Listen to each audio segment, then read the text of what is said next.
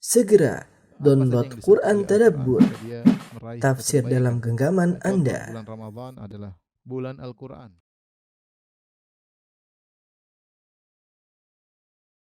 Bismillahirrahmanirrahim. Assalamualaikum warahmatullahi wabarakatuh.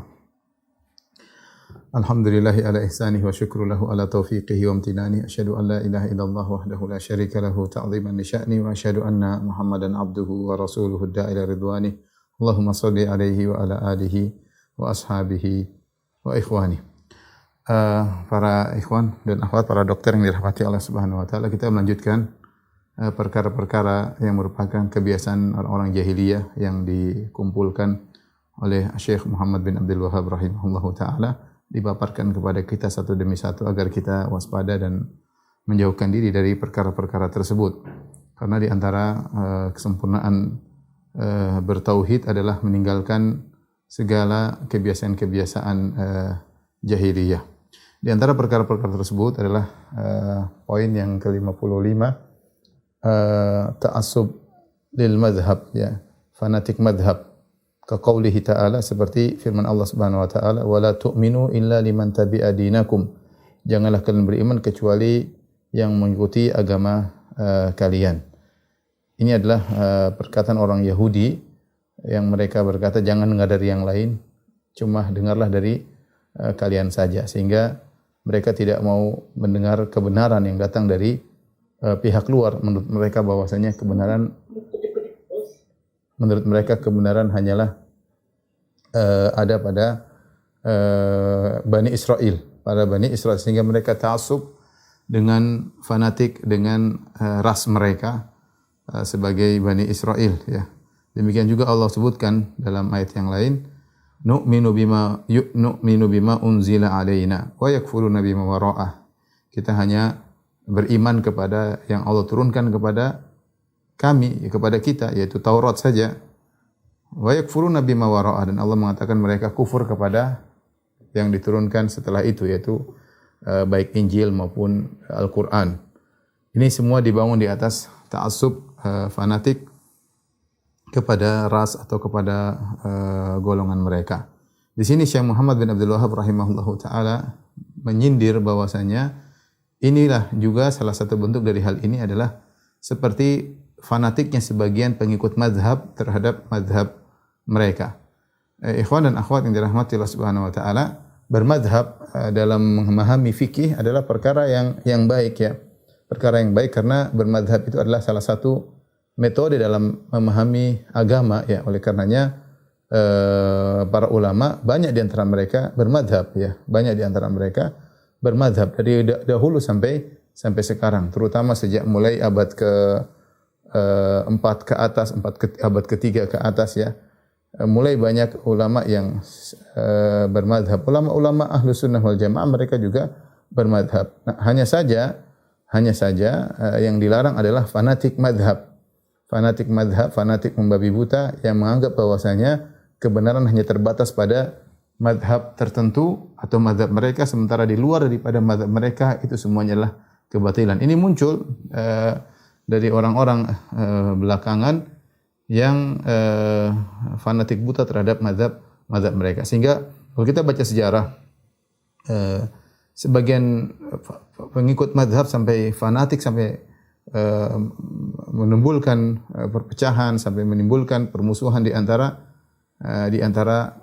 para pengikut mazhab.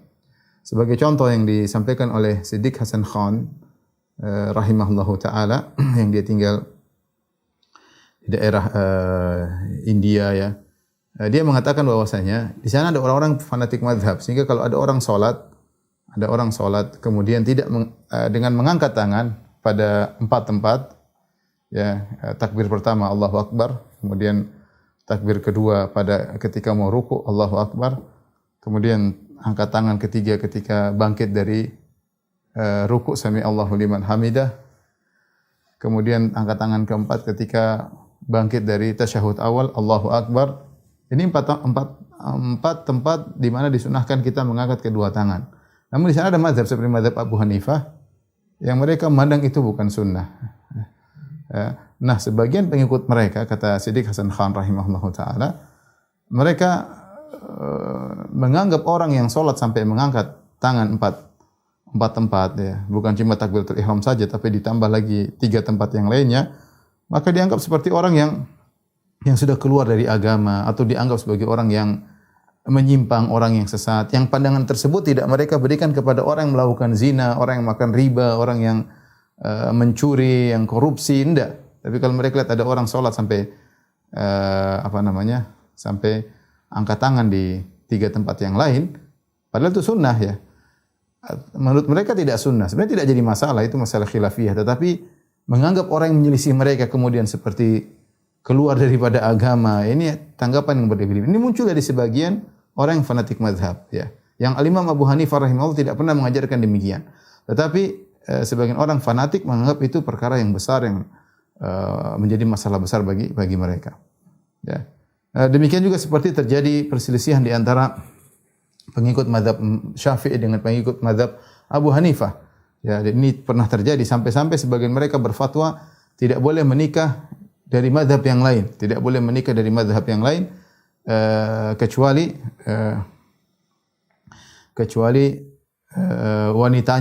wanitanya. Adapun wanita dari mazhab ini dinikahkan dengan lelaki dari mazhab seberang, maka tidak boleh. Tapi kalau lelaki mazhab ini menikah dengan wanita dari mazhab seberang tidak mengapa, dikiaskan dengan ahlul kitab. Dikiaskan dengan ahlul kitab. Sebagaimana kita orang muslim boleh menikah dengan wanita ahlul kitab, Yahudi maupun Nasrani, tidak jadi masalah. Maka demikian juga lelaki dari mazhab ini boleh menikah dengan wanita dari mazhab yang lain. Subhanallah, sampai masalah pernikahan mereka melarang menikah antar mazhab kecuali dengan aturan tadi. Wanita mazhab yang lain boleh dinikah. Adapun lelaki mazhab yang lain tidak boleh menikah dari wanita dari mazhab kita, dikiaskan dengan ahlul kitab. Dan ini terjadi. Terjadi. Bahkan di zaman sekarang ada sebagian dai yang berfatwa misalnya tidak boleh menikah kecuali yang akidahnya begini, kemudian fikihnya Syafi'i, kemudian akhlaknya Sufi. Selain itu tidak boleh. Ini fatwa dari mana seperti ini? Fatwa fanatik mazhab ya. Fanatik mazhab yang berlebihan. Yang para ulama mazhab tidak pernah para pendiri mazhab tersebut atau para ulama yang dinisbahkan mazhab tersebut kepada mereka, yaitu Imam Abu Hanifah, Imam Malik, Imam Syafi'i, Imam Ahmad tidak pernah mengajarkan demikian. Ya. Di antara perkataan-perkataan yang sempat dikeluarkan oleh sebagian tokoh-tokoh mazhab yang fanatik ya, seperti saya bacakan ya, seperti salah seorang dari pengikut mazhab Abu Hanifah pernah berkata, fala'natu rabbina a'da'a ramlin ala man radda qawla Abi Hanifah. Ada di antara mereka ulama mereka berkata yang fanatik mazhab Abu Hanifah berkata, fala'natu rabbina a'da'a ramlin, laknat Rabb kami sebanyak jumlah pasir ya. Yaitu banyak sekali jumlah pasir, jumlahnya banyak. Laknat Allah sejumlah pasir ala man radda qawla Abi Hanifah, terhadap orang yang menolak perkataan Abu Hanifah. Subhanallah. Jadi ada yang menolak pendapat Abu Hanifah dianggap didoakan agar dilaknat oleh Allah Subhanahu wa taala dengan sebanyak-banyaknya.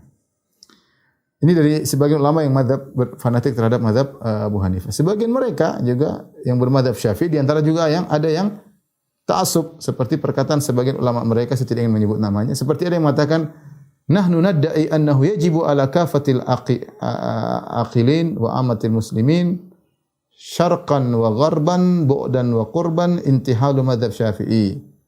Ya, kami menyeru ya, kami mendakwahkan ya bahwasanya wajib bagi seluruh orang yang berakal dan seluruh kaum muslimin baik di timur maupun di barat, baik jauh maupun yang dekat untuk bermadzhab Syafi'i,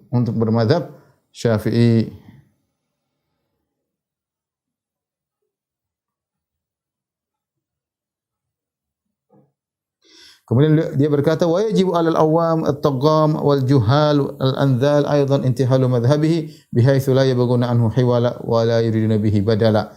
Semuanya orang jahil, orang enggak ngerti, orang awam semuanya harus bermadzhab Syafi'i sehingga tidak perlu mencari mazhab yang lain dan tidak perlu cari pengganti yang lain. Ini sebagian orang fanatik dari mazhab Syafi'i. Demikian juga ada salah seorang yang fanatik dari mazhab Hambali pernah membuat sebuah syair, dia berkata ana hambaliyun ma hayitu wa in amut fa fasiyati lin nasi an yatahambalu. Aku adalah seorang hambali, bermadzhab hambali selama aku masih hidup dan aku akan mati di atas madzhab hambali. Dan wasiatku kepada seluruh manusia untuk bermadzhab hambali. Dan wasiatku kepada seluruh manusia untuk bermadzhab hambali.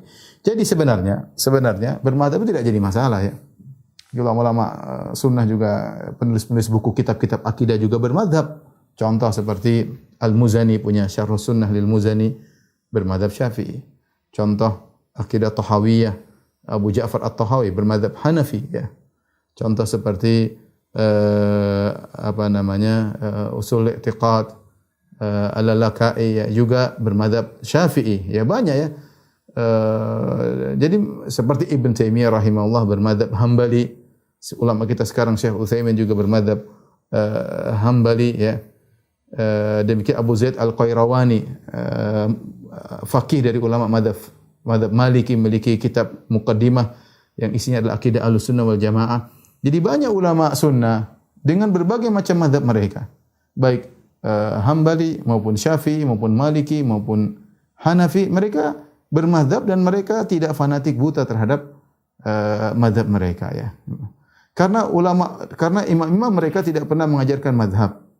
Ya, imam-imam mereka tidak pernah mengajarkan mazhab. Oleh karenanya, contohnya Imam Syafi'i rahimahullahu taala tidak pernah mengajarkan orang untuk fanatik kepada dia. Sampai muridnya sendiri Al-Muzani dia mengatakan ketika di muqaddimah dari Mukhtasar Al-Muzani, dia berkata bahwasanya Imam Syafi'i mengingatkan untuk tidak bertaklid kepada beliau. Makanya Al-Muzani sendiri menyelisih Imam Syafi'i, bahkan menyelisih mazhab Syafi'i dalam beberapa permasalahan. Jadi tidak taklid kepada Imam Syafi'i. Dan Imam Syafi'i punya murid namanya Imam Ahmad bin Hanbal. Imam Ahmad bin Hanbal juga tidak taklid buta kepada Imam Syafi'i. Imam Syafi'i sendiri berguru kepada siapa? Dia berguru kepada Imam Malik. Dan dia tidak taklid kepada Imam Malik. Dan dia juga berguru kepada Muhammad bin Hasan Asy-Syaibani yang merupakan murid dari Imam Abu Hanifah. Dan dia tidak bertaklid kepada mazhab Hanafi. Ya. Al-Imam Abu Hanifah pernah menegur muridnya yaitu Abu Yusuf. Dia mengatakan, jangan tulis semua yang aku katakan. Bisa jadi aku berkata hari ini A, besok aku rubah menjadi B. Jangan kau tulis semua yang aku katakan. Karena dia tahu dia berubah pendapat.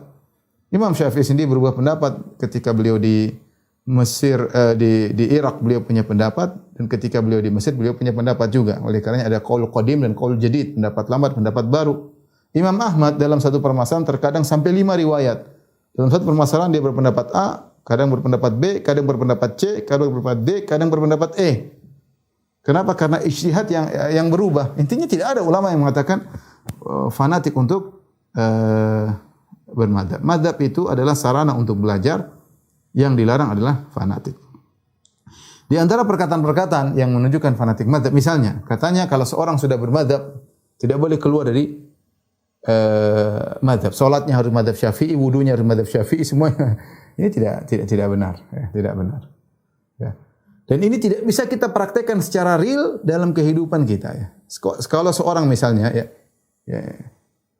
ingin berfanatik dalam mazhab Syafi'i, ingin fanatik mazhab Syafi'i, ada hal-hal yang tidak bisa dikerjakan ya, dalam praktek kehidupan sekarang ya. Contoh misalnya menyentuh wanita ya, meskipun istri membatalkan wudu. Ini sulit dipraktekkan. Orang berpegang teguh dengan mazhab Syafi'i seperti ini, kalau dia tawaf susah. Kalau dia di Masjid Haram susah, dia akan tersentuh dengan wanita. Bahkan ketika dia tawaf dia pegang istrinya, batal kalau menurut mazhab Syafi'i. Menyentuh istri membatalkan wudu, dan kalau membatalkan wudu tidak sah untuk tawaf. Sulit dipraktekkan. Kalau ngeyel untuk berpegang mazhab silakan, dia sulit untuk dipraktekkan.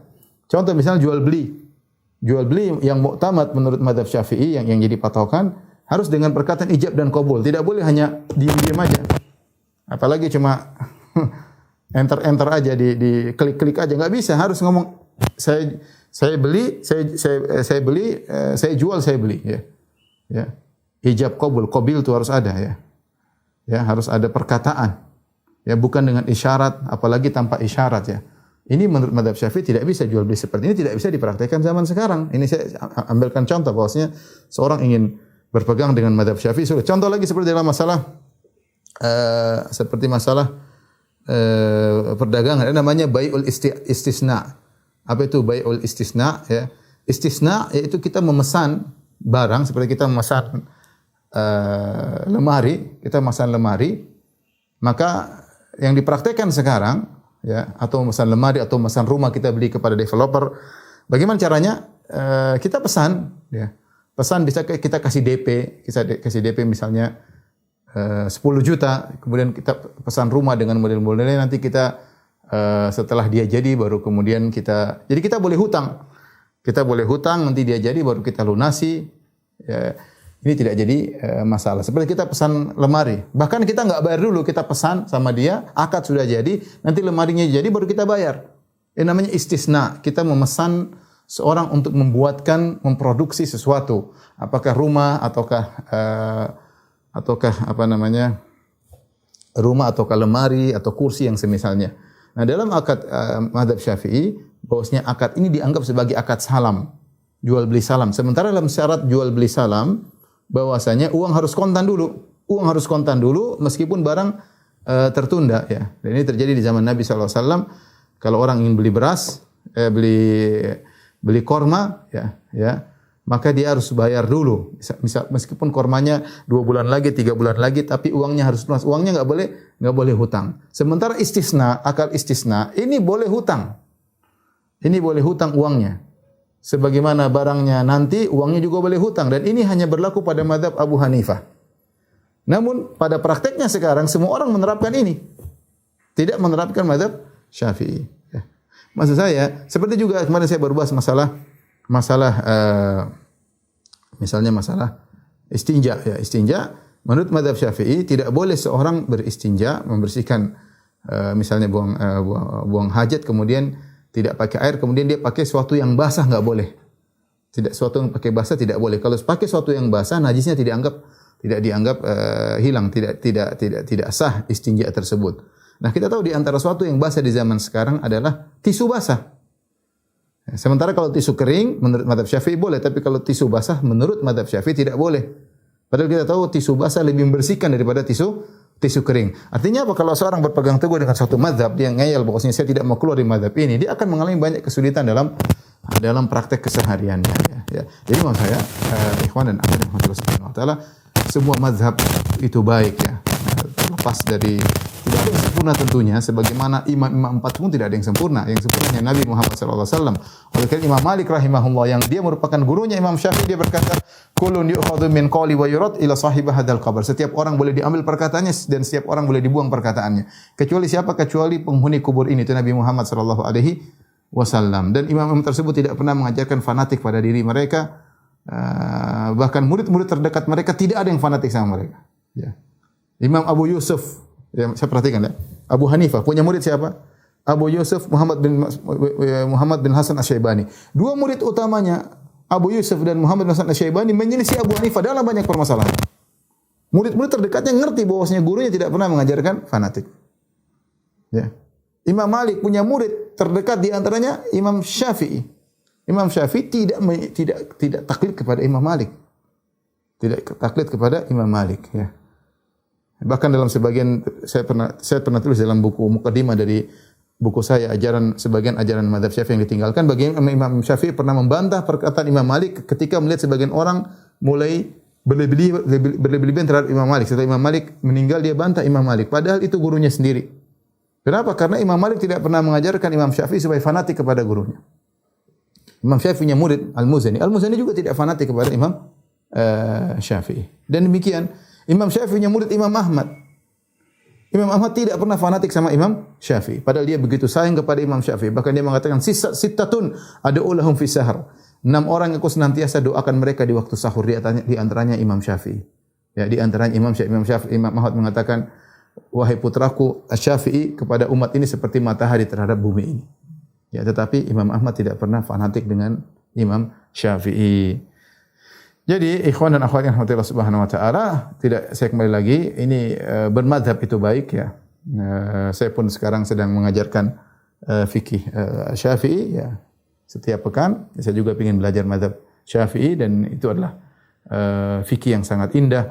Tetapi kita tidak mendukung adanya fanatik. Tidak mendukung ada fanatik. Kalau fanatik madhab, perhatikan. Kalau fanatik madhab saja tidak diperbolehkan, apalagi fanatik guru. Perhatikan. Fanatik guru. Guru-guru yang kita punya sekarang ini masih jauh kedudukan mereka dibandingkan Imam Malik, Imam Syafi'i, Imam Abu Hanifah, Imam Ahmad. Tidak boleh kita fanatik sama guru. Guru ini punya banyak kekurangan, ya. Lebih banyak kekurangan mereka daripada imam-imam tersebut. Ya, oleh karenanya sungguh aneh di zaman sekarang ada orang fanatik sama seorang guru yang ilmunya jauh di bawah daripada 4 imam tersebut. Yang 4 imam tersebut saja tidak pernah mengajarkan fanatik, bagaimana kemudian seorang fanatik kepada seorang guru di zaman sekarang yang ilmunya jauh, ketakwaannya jauh daripada 4 imam mazhab tersebut. Ya, kita berusaha belajar agama dengan mazhab apapun tidak jadi masalah, yang penting jangan fanatik. Jika dapat kebenaran kita boleh berganti mazhab, kita boleh memilih pendapat yang berbeda dan terjadi seperti sebagian ulama berubah mazhab. Sebagian ulama berubah mazhab. Contohnya Ibnu Daqiq al-Aid. Ibnu Daqiq al-Aid rahimahullahu taala dahulunya bermadzhab Maliki, kemudian dia berubah menjadi mazhab Syafi'i. Terjadi. Dan sebagian ulama darinya bermadzhab Syafi'i berubah menjadi mazhab Hanafi. Terjadi. Ya, biasa tidak jadi masalah, penting jangan fanatik, semua ijtihad. Ini ijtihadat dari para ulama, kita menghargai, tidak perlu berfanatik buta terhadap mazhab tertentu. Ya. Baik. Kita lanjutkan karena fanatik buta tadi seperti fanatiknya orang Yahudi terhadap ras mereka, terhadap suku mereka. Berikutnya di antara kebiasaan jahiliyah al-mas'alah as-sadisa wal khamsun, kebiasaan ke-56. Tasmiyatu ittiba'il Islam syirkan, yaitu menamakan orang yang mengikuti Islam dengan kesyirikan. Menamakan orang yang mengikuti Islam dengan mengikuti Islam disebut syirik, ya. Harusnya tauhid tapi disebut dengan kesyirikan. Kama dzakarahu fi qoulihi ta'ala, sebagaimana yang Allah sebutkan dalam firman-Nya, maka li basyarin an yu'tiyahu Allahul kitaba wal hukma wan nubuwata thumma yaqulu lin nasi kunu ibadan li min dunillah. Allah Subhanahu wa taala berfirman dalam Al-Qur'an, ya.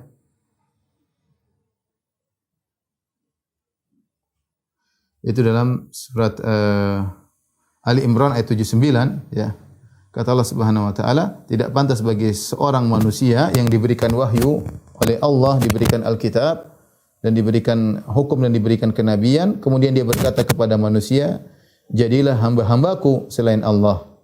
Tetapi yang pantas mereka berkata, walakin kunu rabbaniyin, jadilah kalian rabbaniyin, yaitu yang bima kuntum tu'allimunal kitab wa bima kuntum tadrusun, ya. Jadi mereka tidak pernah mengajarkan, para nabi tidak pernah mengajarkan kepada manusia, kepada murid-muridnya untuk menyembah para nabi tersebut. Akan tapi yang mereka ajarkan adalah hendaknya kalian menjadi orang-orang yang rabbani. Rabbani itu yang belajar dari ilmu yang kecil sampai ilmu yang besar. Karena kalian sekalian mengajarkan Alkitab, ya. Dan disebabkan kalian tetap mempelajarinya.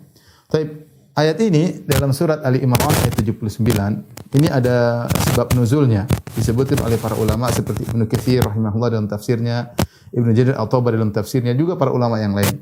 Jadi, bagaimana sebab nuzulnya? Datanglah sekelompok orang dari Najran, kaum Nasara, yaitu pada sekitar tahun 9 Hijriah, ketika Amul Wufud, yaitu Nabi sallallahu alaihi wasallam menerima tamu-tamu dari berbagai macam daerah, ya, datang untuk mengenal Islam, datang untuk berdiskusi, ya. Sampai akhirnya datanglah wafat Najran. Dari Najran, yaitu sekelompok orang Nasrani datang kepada Nabi Muhammad sallallahu alaihi wasallam, kemudian mereka berdiskusi dengan Nabi sallallahu alaihi wasallam. Setelah mereka diskusi sampai akhirnya mereka mengambil kesimpulan, kata mereka, "Wahai Muhammad, apakah engkau ingin kami menyembahmu bersama Allah? Engkau ingin kami menyembahmu bersama Allah sebagaimana kami menyembah Isa bersama Allah?" Ya. Jadi mereka menganggap Nabi suruh masuk Islam itu adalah memaksa mereka untuk menyembah Nabi Muhammad. Mereka menganalogikan seperti Nabi Isa alaihissalam. Seakan-akan mereka berkata, sudah cukup kami menyembah Nabi Isa dan Allah, ngapain menyembah kamu Muhammad? Ya, ngapain menyembah kamu Muhammad? Padahal Nabi SAW menyuruh mereka untuk masuk Islam, bukan untuk menyembah Nabi Muhammad SAW. Ya. Maka Allah turunkan ayat ini untuk membela Nabi Muhammad SAW, bahwasanya Rasulullah SAW tidak pernah menyuruh seorang pun untuk menyembah dirinya. Mereka justru Nabi menyuruh untuk mentauhidkan Allah, untuk meninggalkan peribadatan terhadap Nabi Isa. Tapi mereka ngeles ya dengan mereka menganggap Islam adalah ingin beribadah kepada Muhammad. Maka turun firman Allah, "Maka kana li basyarin ayyutiyahu Allahul kitaba wal hukma wan nubuwata thumma yaqulu lin-nasi kunu ibadan li min dunillah." Tidak pantas bagi seorang manusia itu Rasulullah sallallahu alaihi wasallam meskipun ataupun nabi-nabi yang lainnya yang telah Allah berikan kepadanya Alkitab, kemudian hukum dan kenabian. Kemudian Rasul ini berkata, "Jadilah kalian hamba-hambaku selain hamba-hamba Allah. Sembahlah aku dan sembahlah Allah." Tidak ada Nabi Muhammad pernah berkata demikian. Nabi Isa pun tidak pernah berkata demikian. Nah, orang Nasara ini karena mereka kalah dalam berdebat, mereka ngeles sehingga mereka mengatakan, Muhammad, kau ingin kami beribadah kepadamu selain kami beribadah kepada Allah, sebagaimana kami beribadah kepada Isa dan Allah?" Nabi bantah, tidak. Bahkan kalau kita baca tentang bagaimana ajaran Rasulullah sallallahu alaihi wasallam, Rasulullah SAW sangat jauh dari hal itu seluruhnya, ya. Bagaimana ada seorang yang datang kemudian mengatakan, "Masya Allah wa syi'ta," ya Muhammad, atas kehendak Allah dan kehendakmu. Rasulullah marah. Ketika ada seorang mengatakan, "Karena kehendak Allah dan kehendakmu ya Rasulullah." Maka Rasulullah SAW berkata, "Ajal ta'anillahi niddan," kau jadikan aku tandingan bagi Allah. Dalam riwayat yang lain, "Aja'altani lillahi idlan," kau jadikan aku sebagai penyeimbang bagi Allah. Qul masya Allah wahda, katakanlah atas kehendak Allah semata. Jangan bilang atas kehendak Allah dan kehendak Muhammad. Rasulullah tidak suka. Rasulullah SAW tidak suka. Rasulullah yang pernah berkata bagaimana dia ingin disembah, dia mengatakan, "La tutruni kama atratin nasara Isa bin Maryam, innama ana abdun faqulu Abdullahi wa rasuluh." Janganlah kalian berlebih-lebihan dalam memujiku, ya. Sebagaimana orang-orang Nasara berlebih-lebihan kepada Nabi Isa. Sungguhnya aku hanyalah seorang hamba, katakanlah Muhammad adalah hamba Allah dan Rasulnya. Katakanlah Muhammad adalah hamba Allah dan Rasulnya. Rasul tidak suka. Ketika ada sebagian orang mengatakan, "Anta sayyiduna," mereka memuji Rasulullah SAW, "Engkau adalah pemimpin kami." Rasulullah mengatakan, "As-sayyidu Allah." Yang penguasa sesungguhnya adalah Allah Subhanahu wa taala. Rasulullah mengatakan, "Qulu bi ba'dhi qaulikum." Kalian mujilah sesuai sebagaimana yang biasanya. "Wala yastahwiyannakum syaitan," jangan sampai kalian tergelincir oleh syaitan memuji berlebih-lebihan. Rasulullah SAW tidak suka dipuji berlebih-lebihan. Rasulullah SAW tidak suka kalau dia datang kemudian orang berdiri, lewat kemudian berdiri, orang-orang menghormati Nabi, tidak suka. Kata seorang sahabat, "Maka na ahadun ahabba ilaihim min Rasulillah sallallahu alaihi wasallam wa kanu idza ra'ahu lam yaqumu lima ya'lamuna min karahiyatihi lidzalik."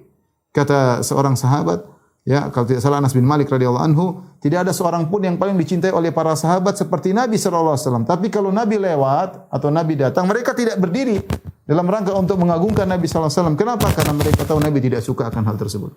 Karena mereka tahu Nabi tidak suka akan hal tersebut. Ya.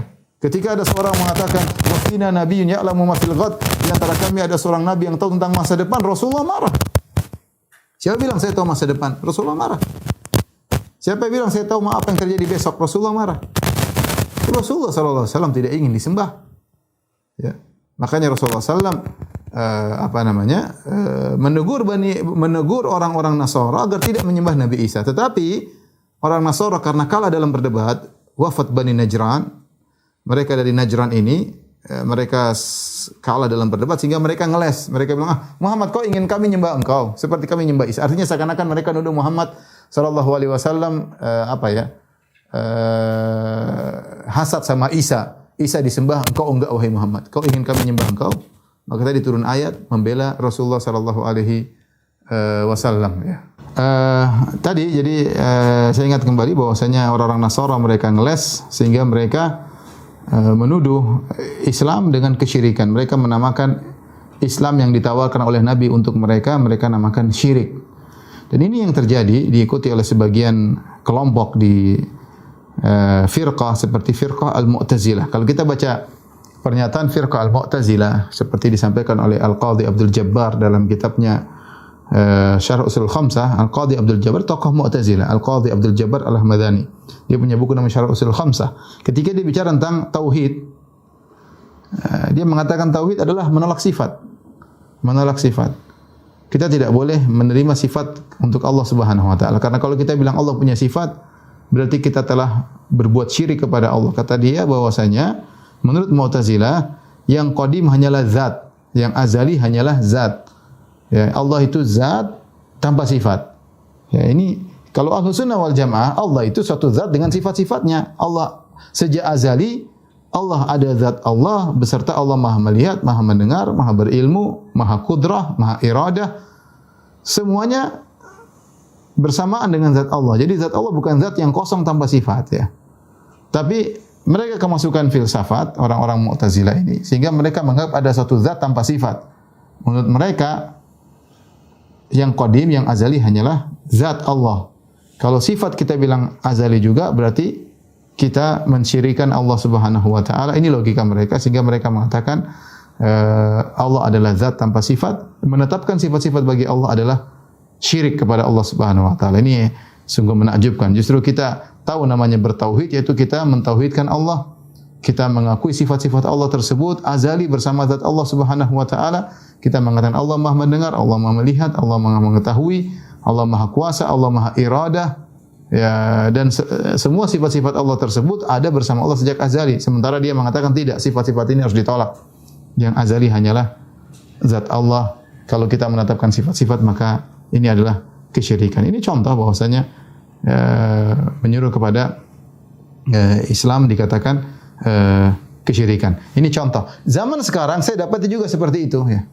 Ketika saya pernah membantah sebagian dai-dai yang menyatakan meminta kepada penghuni kubur, saya bilang itu syirik, enggak boleh. Kita enggak boleh beristighotsah kepada mayat. Enggak boleh kalau dalam kondisi terdesak kita mengatakan ya Abdul Qadir Jailani, ini kesyirikan. Kita hanya boleh meminta kepada Allah Subhanahu wa taala terutama dalam kondisi terdesak yang di mana tidak ada yang bisa menolong kita kecuali Allah Subhanahu wa taala. Kemudian sebagian dai mengatakan justru ya mengingkari adanya istighotsah itu kesyirikan, kekufuran kata mereka. Subhanallah. Kok bisa? Saya baca mereka bilang gini. Lah, apakah kau ragu Allah bisa menghidupkan orang mati? Apakah kau ragu Allah bisa memberikan kemampuan kepada mayat? Apakah kau ragu? Loh, bukan masalah ragu, adakah dalilnya bahwasanya Allah kasih mayat kemampuan untuk menolong kita? Saya tidak ragu, apapun yang Allah kehendaki Allah bisa lakukan. Semut pun kalau Allah kehendaki kita bisa menolong sama semut. Kotoran kalau Allah kehendaki bisa jadi makanan. Tapi mana buktinya? Ya. Sehingga ketika kita menolak, kita bilang mayat tidak boleh minta-minta kepada mayat, kata mereka balik. Justru kamu itu yang tauhidnya dipertanyakan. Kamu ragu apakah mayat tidak bisa diberi kekuatan oleh Allah? Lah, ini gimana sih? Nah sama batu, kalau gitu kita minta sama batu, apakah kau ragu batu bisa berhala? Apakah kau ragu berhala bisa diberi kekuatan oleh Allah? Bisa Allah bikin berhala hidup? Bisa atau tidak? Bisa. Terus kalau orang minta berhala kita bilang boleh? Ini bukan saya bukan bicara teori, ini kenyataan. Ketika saya bantah mereka jawabnya demikian. Saya bilang tidak boleh minta kepada mayat, tidak boleh beristighotsah kepada mayat. Jangan menyembah penghuni kubur, itu kesyirikan. Dibalik justru mengingkari hal itu adalah kesyirikan menurut mereka. Justru mengingkari meminta-minta kepada mayat itulah kekufuran. Dengan dalil bahwasanya kalau kau menolak hal ini berarti kau ragu akan kekuasaan Allah. Allah mampu memberikan mayat-mayat tersebut kemampuan untuk menolong. Kita bilang ya kalau Allah mau Allah bisa, tapi mana dalilnya? Enggak ada dalilnya. Sama saya bilang kalau orang minta kepada berhala, kenapa tidak boleh? Kalau Allah juga mampu dong menjadikan berhala mampu untuk menolong seorang. Allah mampu. Kalau kau mengingkari, kau juga mengingkari kekuasaan Allah. Tapi kenyataannya tidak ada. Allah tidak pernah beri kemampuan kepada berhala untuk menolong. Ya. Jadi aneh. Ini kenyataan bagaimana orang yang menyuruh kepada tauhid justru dikatakan menyuruh kepada kekufuran. Justru menyuruh kepada kekufuran. Demikian juga ketika kita membahas tauhid, ini kenyataan zaman sekarang. Ketika kita membahas tentang tauhid, kita mengatakan bahwasanya tauhid terbagi menjadi 3. Ini bukan ini sekedar metode pembelajaran. Dan ini sering saya bahas berulang-ulang bahwasanya sekedar metode sebagaimana ilmu fikih dibagi menjadi hukum dibagi menjadi 5, ada wajib, ada sunnah, ada ada makruh, ada haram, ada mubah. Ini Nabi tidak pernah bagi hal ini. Cuma ini sekedar untuk memudahkan pembelajaran. Kemudian kita bilang tauhid dibagi menjadi 3, ada tauhid rububiyah, tauhid uluhiyah, tauhid asma sifat. Rububiyah artinya apa? Kita mengakui Allah Subhanahu wa taala sendirian esa yang mencipta, yang mengatur alam semesta, menguasai alam semesta. Allah sendirian esa yang menciptakan, yang memiliki dan menguasai. Ini namanya rububiyah. Uluhiyah hanya Allah yang berhak untuk disembah. Semata hanya Allah yang bersembah. Asma sifat maksudnya hanya Allah yang sifatnya tidak ada yang menyamai. Maha berilmu, manusia punya ilmu tidak sama dengan ilmu Allah. Maha berkuasa, manusia punya kuasa tidak sama kuasa Allah. Ini sekedar pemetaan. Dan saya rasa orang-orang yang belajar, apalagi antum belajar di kedokteran, ngerti ini sekedar pemetaan saja. Enggak ada masalah. Kita tanya sama mereka, coba, apakah Nabi Muhammad meyakini tiga ini? Ya jelas. Kalau tanya sama Nabi Muhammad dan para sahabat, ya Rasulullah wa Abu Bakar, apakah hanya yang menciptakan, mengatur hanya Allah semata? Pasti mereka jawab iya. Tidak ada Nabi Muhammad mengatakan ada yang lain selain Allah menciptakan. Ada yang lain selain Allah mengatur. Tidak ada. Pasti jawabnya iya. Nah, itu kita namakan rububiyah. Tauhid rububiyah. Coba tanya Nabi Muhammad SAW dan para sahabat, apakah ada yang berhak disembah selain Allah? Tentu Nabi Muhammad tidak ada. Itu yang kita namakan dengan uluhiyah. Coba kita tanya para ulama, para sahabat, para Nabi SAW.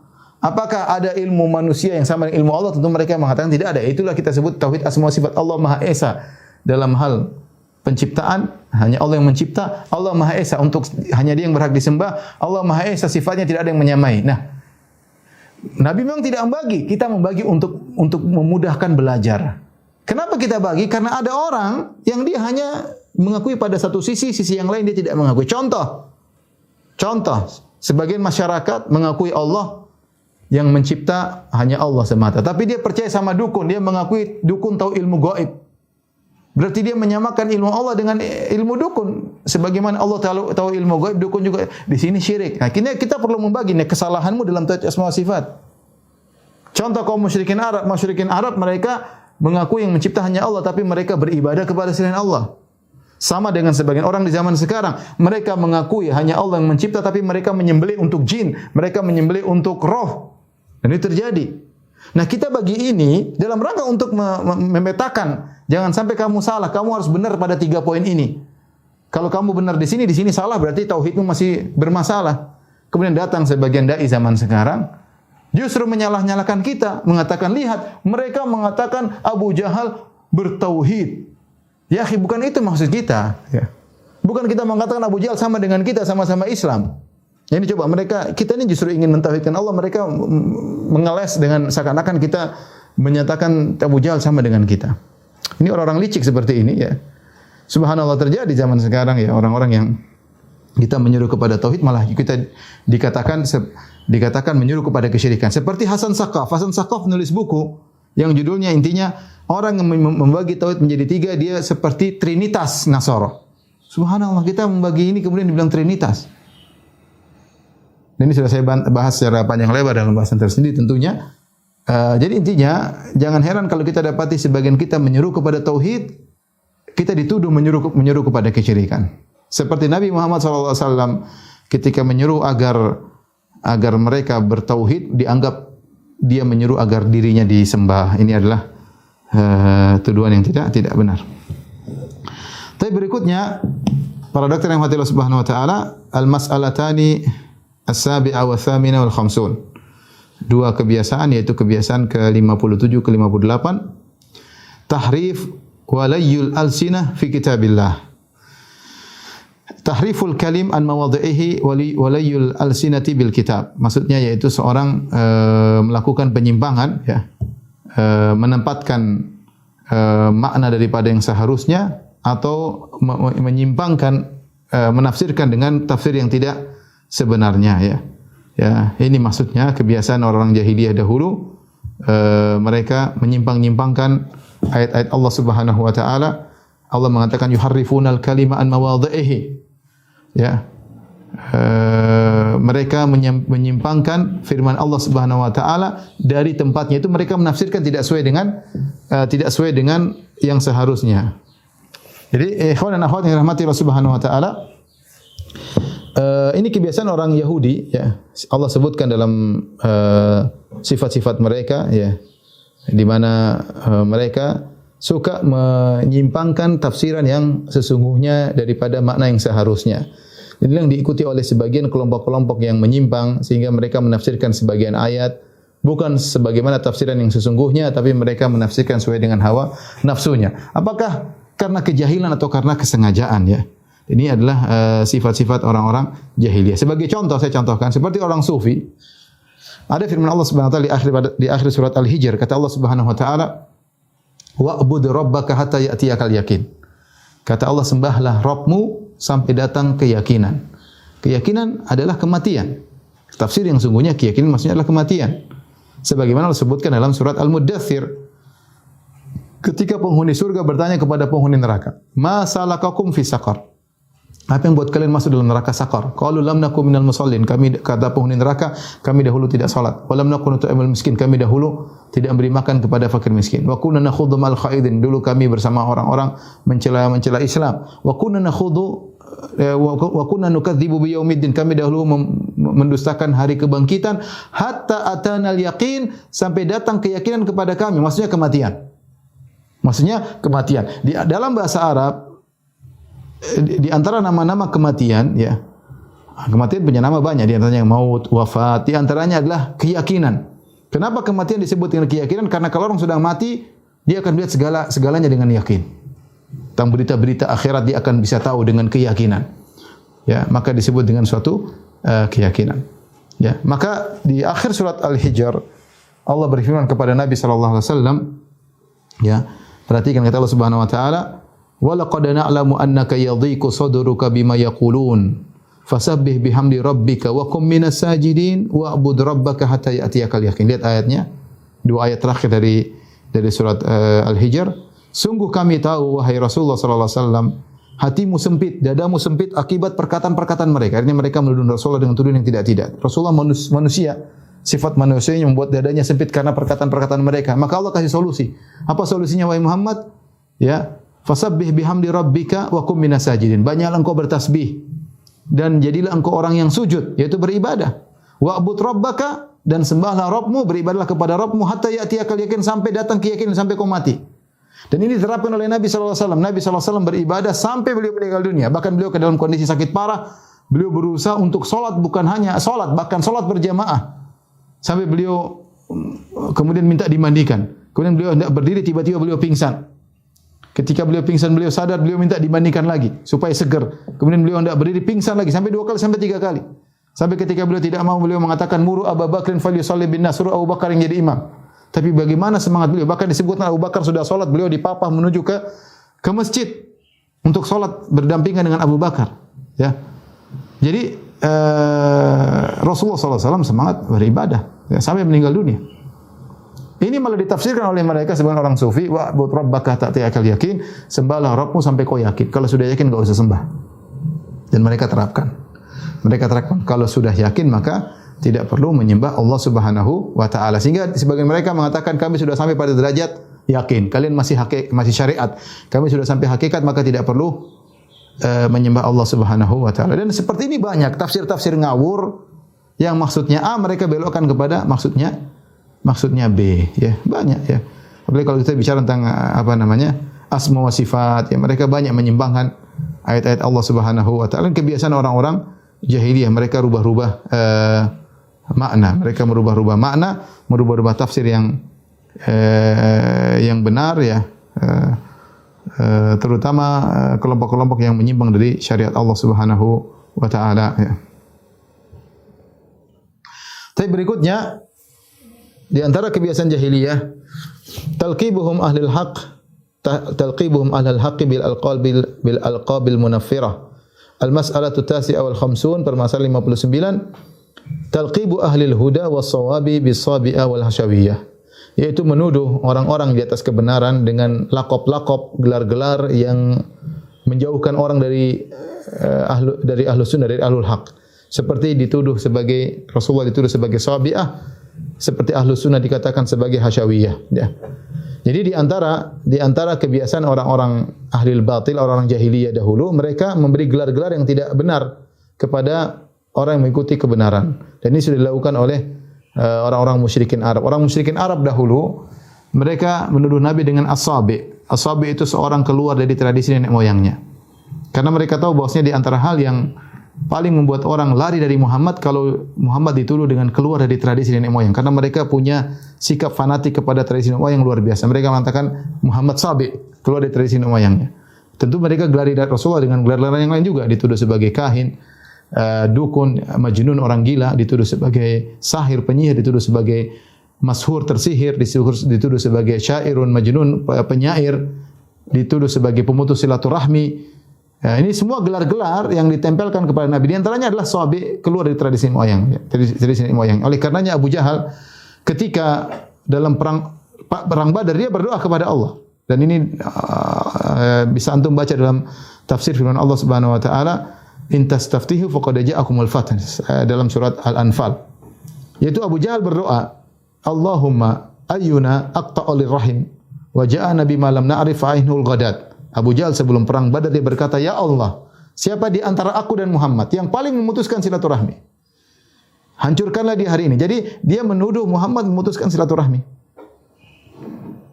Ya, karena memisahkan antara suami dan istri, memisahkan antara kakak dan adik, memisahkan antara orang tua dan anak. Dan ini terjadi, Islam demikian, tapi bukan padahal Rasulullah menyeru kepada silaturahmi. Di antara dakwah Nabi ketika pertama sampai Madinah, silul arham, sambung silaturahmi. Bahkan Rasulullah SAW ketika dimusuhi oleh Bani Hashim, oleh Quraisy, dia mengatakan, akan tapi antara aku dengan kalian adalah silaturahim. Kita punya rahim, sa'abulluha bibilaliha. Aku akan basahi rahim kita dengan sebasah-basahnya. Itu aku akan menyambung meskipun kalian musuhiku. Nabi sampai mengatakan demikian. Nabi menyuruh kepada silaturahmi, tapi dia dituduh memutuskan silaturahmi. Di antaranya dituduh dengan sahabat orang keluar tradisi.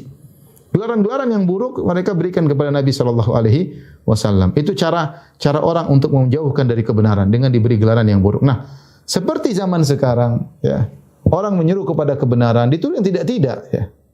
Dituduh yang tidak-tidak sebagaimana orang jahiliyah dahulu, ya. Kalau zaman dahulu orang yang Ahlus Sunnah itu hasyawiyah. Hasyawiyah itu orang yang dari hasyu. Hasyu itu adalah sesuatu yang tidak ada manfaatnya. Ini apa? Dakwah yang tidak bermanfaat disebut hasyawiyah. Zaman sekarang mereka mengatakan Wahabi, ya. Semua orang berpegang Al-Qur'an dan Sunnah dikatakan Wahabi. Subhanallah.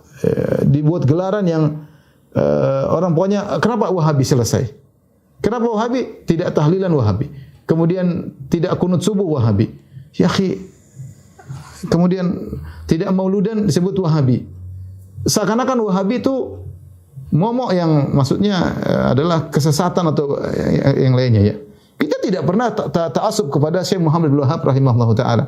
Ya, kita alhamdulillah banyak buku yang kita pelajari. Beliau adalah ulama sebagai ulama yang dan beliau bermadzhab Hambali.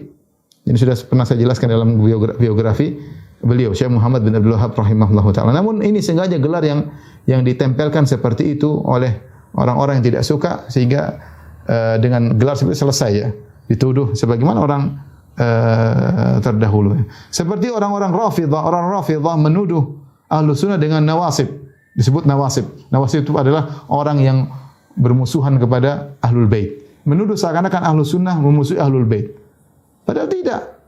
Kita sering bersolawat kepada Nabi SAW, bahkan kita bersolawat kepada Nabi dan keluarganya. Bagaimana disebut kita membenci Ahlul Bait? Ya. Mereka maunya Ahlus Sunnah mengkafirkan para sahabat. Baru dikatakan pecinta Ahlul Bait. Apakah mencintai Ahlul Bait mengharuskan mengkafirkan para sahabat sebagaimana pemikiran Rafidhah? Rafidhah demikian, ya. Mereka mengatakan bahwasanya Ahlus Sunnah adalah orang-orang yang membenci Ahlul Bait. Demikian juga sebagian orang-orang ketika berkecimpung dalam perpolitikan, kemudian berkecimpung dalam masalah hal-hal yang mungkin butuh pemahaman yang dalam.